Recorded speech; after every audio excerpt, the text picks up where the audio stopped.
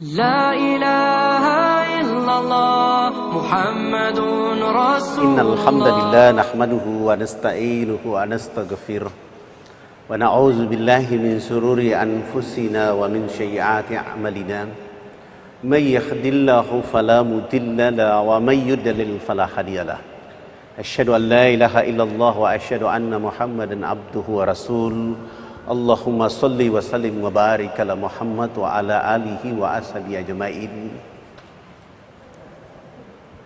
Tuan guru dan puan-puan guru yang dirahmati oleh Allah, wabil khusus Tuan Guru Ketua Majelis Intelektual dan Ulama Muda Sulawesi Selatan, Jawa Timur, Jawa Barat, dan dari tempat-tempat lain. Wabil khusus guru kita adalah Dr. Rasmin yang subhanallah hari ini sudah hadir di tengah-tengah kita. Alhamdulillah, Jumat yang mubarakah ini Allah kumpulkan kita di tempat yang mulia bersama orang-orang mulia untuk mendapatkan ilmu yang mulia dari Allah Subhanahu wa taala. Saya hanya 10 menit saja cerita tentang peristiwa Tolikara. Pertama, apa yang menjadi dasar terjadinya keributan di Tolikara? Dari sejarah gereja yang kita temui di seluruh Irian. Begitu nama Irian diganti oleh Presiden Abdurrahman Wahid tahun 2002. Seluruh majalah gereja di Irian menulis Presiden Abdurrahman Wahid adalah presiden yang sangat baik hatinya untuk membuka kemerdekaan masyarakat Papua. Tidak saja mengganti nama, tapi juga membiayai biaya kongres OPM dengan dana APBN 2 miliar. Ini yang menjadi dasar bagi mereka untuk melakukan sebuah tindakan yang pada akhirnya memancing umat Islam. Peristiwa Tolikara adalah peristiwa yang pertama membuat umat Islam Indonesia menjadi umat Islam terbesar di dunia terasa kecil. Oleh karena di tengah-tengah mayoritas muslim dunia, umat Islam Indonesia, di satu wilayah kecil di tanah air Indonesia, ada orang Islam dilarang tidak boleh sholat. Subhanallah, ketika peristiwa ini terjadi, semua orang sibuk dengan hari raya Idul Fitri. Teman-teman dari Majelis Intelektual Ulama Muda Indonesia Pusat berkumpul. Tidak ada hari raya kecuali kita rapat bagaimana mengambil persoalan yang terjadi di Tolikara. Alhamdulillah, hari Minggu pagi kami rapat. Hari Minggu sore pertemuan selanjutnya dan terbentuk sebuah tim yang disebut dengan KOMAT. Komite Umat untuk Tolikara. Alhamdulillah, tokoh-tokoh nasional waktu itu dengan semangat menyatukan pemikiran bahkan seluruh umat Islam Indonesia. Saya diutus, ditunduk menjadi ketua tim pencari fakta untuk berangkat. Sebelum berangkat saya sudah mendapat berbagai macam surat ancaman, surat dari umat Islam untuk mendesak saya agar segera menggunakan cara seperti yang terjadi di Ambon dan Poso. Teman-teman dari FPI melalui Habib Rizik, teman-teman dari Yogyakarta melalui Ustadz Jafar Umar Talib agar segera kita kirim pasukan jihad. Bahkan saya melalui Twitter saya, melalui Facebook saya menyatakan bahwa hari ini satu masjid yang dibakar oleh orang Kristen, kita akan bangun sekian ribu masjid.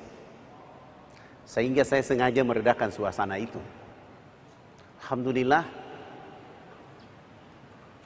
kalau saya menggunakan cara yang dipakai oleh Habib Rizik dan teman-teman dari dipimpin oleh Jafar Umar Talib, maka yang terjadi adalah dakwah kita di Irian tidak akan lanjut, dan yang kedua adalah Indonesia akan bubar dari Irian. Kenapa? Gereja Injili di Indonesia yang disebut dengan GIDI Tolikara itu sama dengan OPM. Dia hanya ganti nama. OPM itu adalah GIDI atau Gereja Injili Indonesia, yang selama ada kabupaten baru di Tolikara. Tolikara ini dulu adalah sebuah kecamatan kecil di Wamena. Kami kalau dari Wamena tahun 85, 86 jalan kaki 4 hari 4 malam untuk berdakwah di sana. Dan apakah di sana tidak ada orang Islam? Ada. Siapa? Orang Sulawesi Selatan yang pertama, yaitu orang dari Endrekan menikah dengan orang Tolikara yang punya keturunan adalah orang-orang. Dan Islam sudah ada di sana.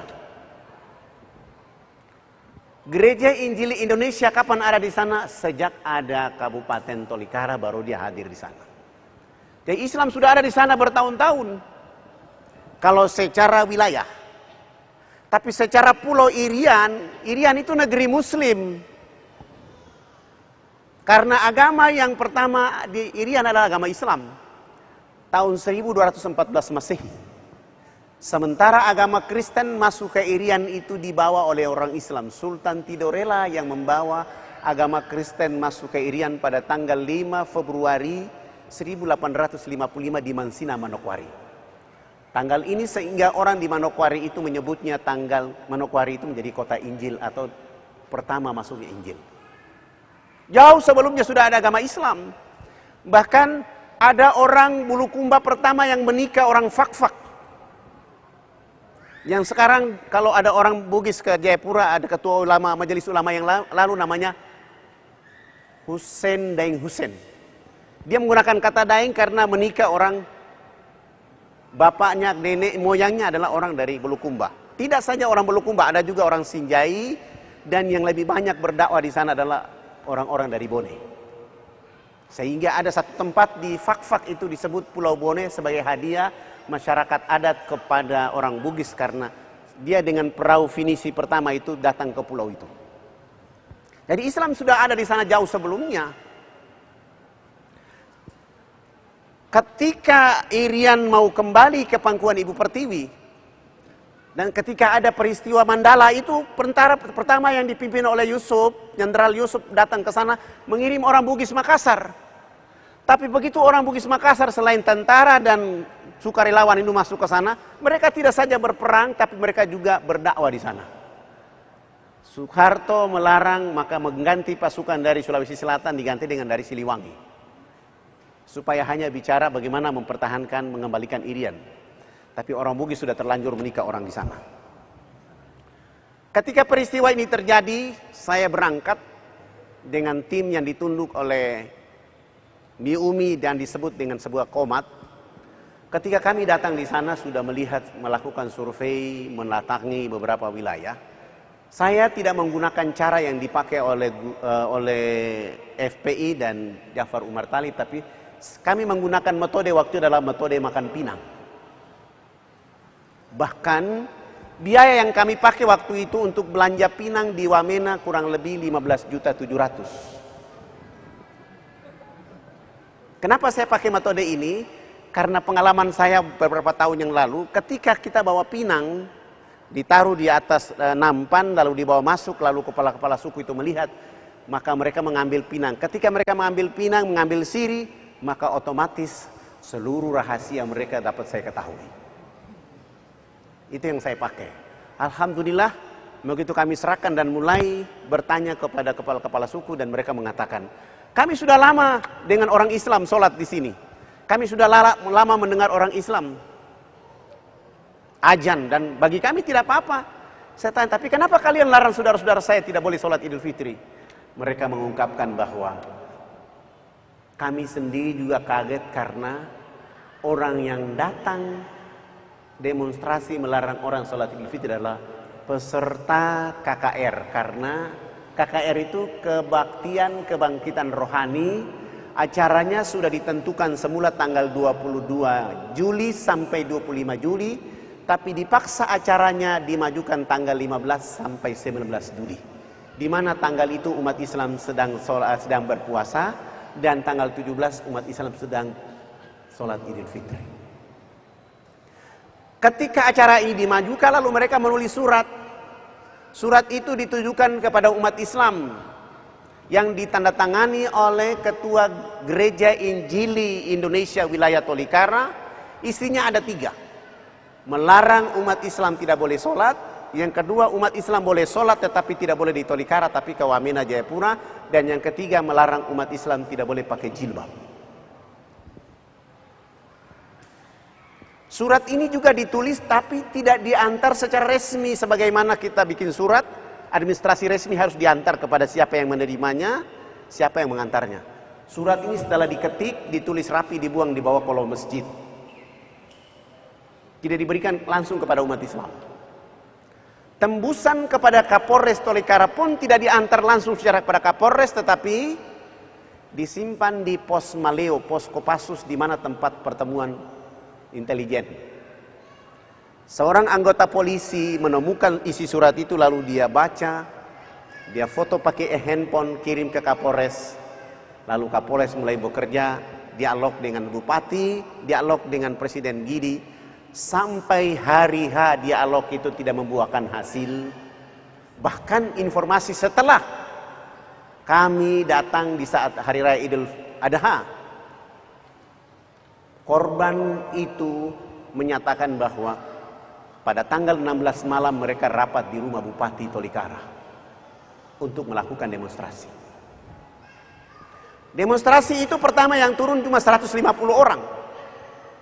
Lama-lama 500 orang. Lama-lama 1.500 dan pada akhirnya menjadi 2.000 orang. Mereka mengatakan hentikan, hentikan, hentikan, disertai dengan lemparan di rakaat. Di takbir yang ke-7 rakaat pertama, Kapolres menghentikan sholat. Lalu keluar bertemu dengan yang demonstrasi, tapi warga makin banyak membludak masuk ke lokasi yang ada di kantor Koramil Kabupaten Tolikara. Mau dan tidak mau aparat keamanan dengan cara cerdas menembak peringatan 7 kali tidak bisa, dan menembak orang yang melakukan. Seandainya aparat keamanan tidak menembak orang yang melakukan pimpinan demonstrasi itu, pasti mereka masuk ke dalam pagar itu dan membunuh umat Islam yang gagal sholat Idul Fitri. Dan berikutnya, sebelum acara KKR ini, mereka sudah memaksa masyarakat Muslim yang ada di sana untuk mencat rumahnya yang tadi warna biasa dipaksa dengan warna biru putih dan bergambar bendera Israel. Kalau tidak mau cat rumah dan tidak mau membuat bendera Israel, bayar denda 500.000. Kalau tidak mau juga diusir dari Tolikara. Ini yang diberlakukan di sana. Alhamdulillah dengan pendekatan yang dilakukan oleh saya dengan teman-teman membuahkan hasil, dan sebelum peletakan batu, sesudah peletakan batu pertama masjid, kami mulai memimpin sholat Jumat pertama setelah Idul Fitri. Dan pada akhirnya seluruh uang yang kami bawa tidak serahkan kepada panitia yang dipimpin oleh Bupati, karena kayak saya tahu bahwa mereka itu korupsi yang paling terbaik di dunia. Sehingga uang itu kita tidak kasih, langsung beli bahan.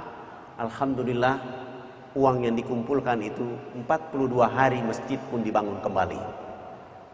Masjid dibangun kembali, sudah bisa kita sholat di Idul Adha di sana. Bahkan terakhir kita juga bawa hewan kurban untuk membagi-bagi mereka yang ada di Tolikara di sekitar wilayah pegunungan. Dan spektakuler lagi Allah hadiahkan kepada umat Islam 20 kepala suku yang tadi melakukan pendekatan dengan kami, melakukan pendekatan dengan mereka itu hijrah mengucapkan 2 kalimat syahadat. Dan hari ini 20 kepala suku ini sedang belajar di Jawa Barat. Mereka ingin jadi imam, jadi marbot.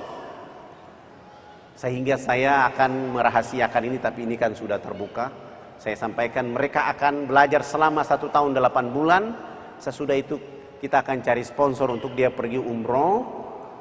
Lalu sesudah itu kita antar kembali ke sana. Bukan saja 2 masjid yang ada di Tolikara, tapi diperkirakan bisa 10-20 dengan pekerjaan dakwah mereka nanti. Dan ini minta doa dari Bapak Ibu semua, jamaah hadirin semua. Di tempat yang mulia ini doa Bapak Ibu semua akan diberkahi oleh Allah. Saya tidak berpanjang kalam karena guru kita sudah siap dengan materi untuk kita dengar di majelis yang mulia ini. Demikian, sekali lagi mohon maaf lahir batin. Subhanallah bihamdika asyhadu La ilaha illallah Muhammadun Rasulullah.